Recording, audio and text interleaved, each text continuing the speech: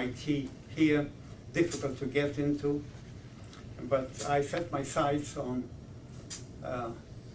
getting into the German gymnasium in Posen, graduating from it with good enough grades to get admitted to the university in Berlin, and then get over there.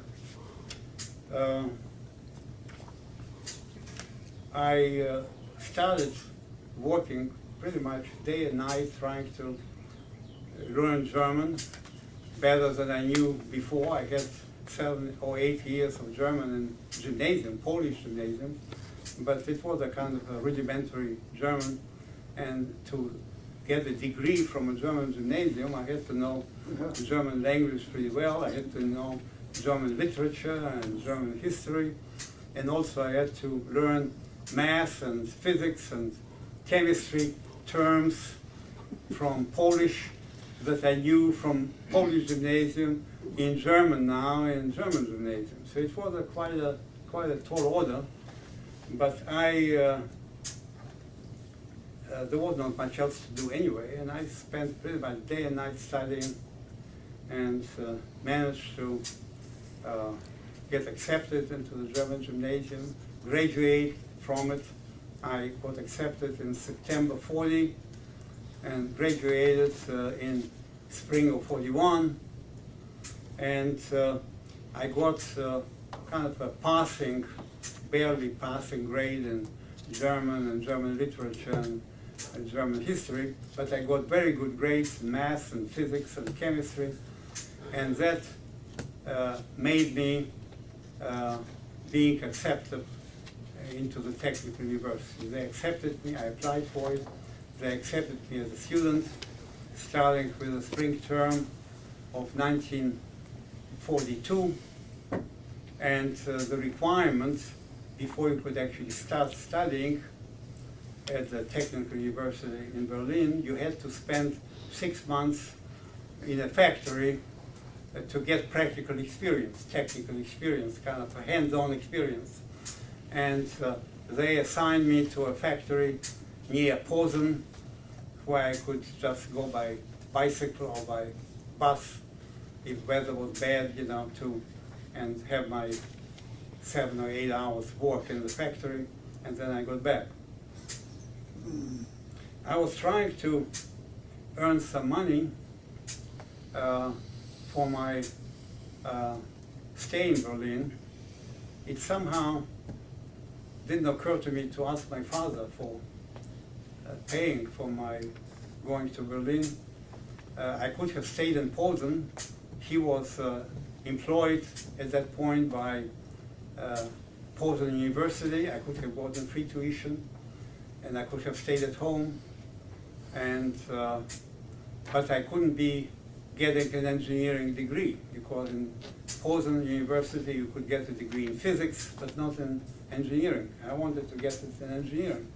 So I felt that since it was my choice to go to Berlin, that I better be prepared to pay for it. So I, having had good grades in math and physics at the gymnasium, I talked to my gymnasium teacher there and told him that I was accepted to the university and that I needed some money, and maybe he could help me earning some money by sending me some students from the gymnasium for tutoring. And he was very helpful. In no time at all, I had maybe 20 or 25 or 30 students, and I was having 2 or 3 or 4 students every evening, 1 hour after another, tutoring, and I was really earning pretty good money doing it. And I was saving it for a trip to Berlin, to pay for my tuition, and to have enough to pay for the living expenses and renting a room or whatever. Well, now, if you turn to map 5, I arrived in Berlin in April 42.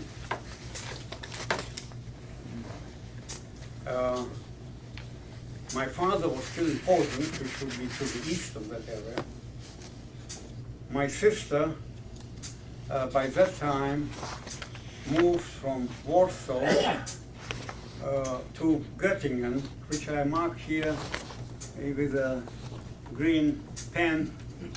Göttingen is a location of a very famous German university, and her husband, who was a forestry engineer, and he was in Poland, he was working at the forestry ministry there, he got a job at the University of Göttingen at the Forestry Institute there. So they, and by that time they had a baby daughter, they moved to Göttingen.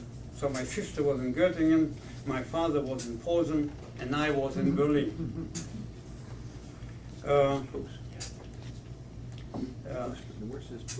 School terms were about 3 months each, and in between there were long vacations, and during those vacations I usually went back to Posen and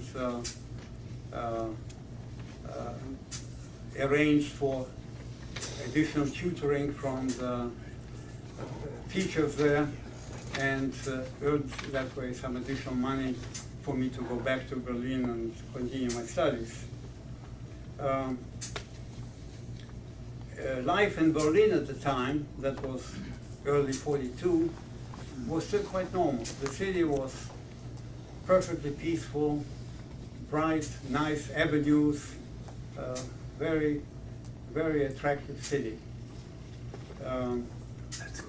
No sign of war at all, except if you start reading the papers. Once I arrived in Berlin, the German government issued me a passport, which they called Fremdet Pass, which means like foreigner's passport. And they were issuing those passports to people such as I was, which was not German citizen, but also not citizen of any other country. So I couldn't have any national passport from any other country. And they wanted to kind of keep track of me while I was in Germany. So they were issuing me a formal passport, which had provision for, it indicated that I was stateless and that I was allowed to stay in Germany for the duration of the visa. And the passport then had a stamp indicating that I had a visa allowing me to stay in Germany for 1 year. And I had to renew that visa every year. The first visa I got in June '42, so it lasted till June '43. And then by mid '43, Berlin was beginning to feel the signs of war. Airline bombing started, first just at night, then gradually, occasionally during the day. Parts of the city were destroyed, bombed out, burned out. So it was becoming kind of a little precarious. By May '43, my visa was going to expire in June, so I went to police headquarters in Berlin and talked to an officer in charge there and showed him my student ID and my passport, and he, without any problem at all, gave me a visa extension from June '43 to June '44. And with that, again, I was free to travel. I was traveling to Göttingen, visiting my sister, and traveling to Posen, visiting my father, and continuing my studies. By kind of May '44, my visa again was expiring, and I had to again go to the police headquarters in Berlin to get an extension for another year.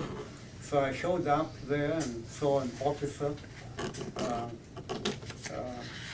and showed him my student ID and passport and asked for extension of my visa. And he looked at my papers, and that was, mind you, about May 44. So it was kind of very shortly before D-Day when we start relating it to our calendar here. You know, I'm telling you my calendar, but all kind of stuff was happening around us. So in May 44, I showed him my student ID and my passport and asked for extension of my visa for another year. And he looked at my student ID and he said, well, you know, I don't think you should continue studying here in Berlin while we are fighting a war, and you better start helping us. And he took my passport and my student ID and put it in an envelope, then wrote a little note and put it in the envelope, then sealed the envelope,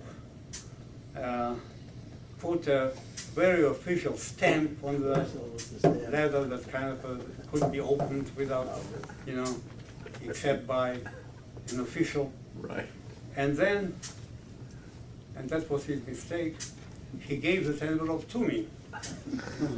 And he said, just report 2 flights up to the department over there. So he gave, I was kind of really shocked, you know, because I didn't expect that that would happen. But I had this envelope in my hand and I started climbing up the stairs, 2 flights up, and I come to the door and big sign, Forced Labor Department. And I said, now wait a minute, I'm not sure I want to go in there. And my first thought was to just, I have to do something. I shouldn't rush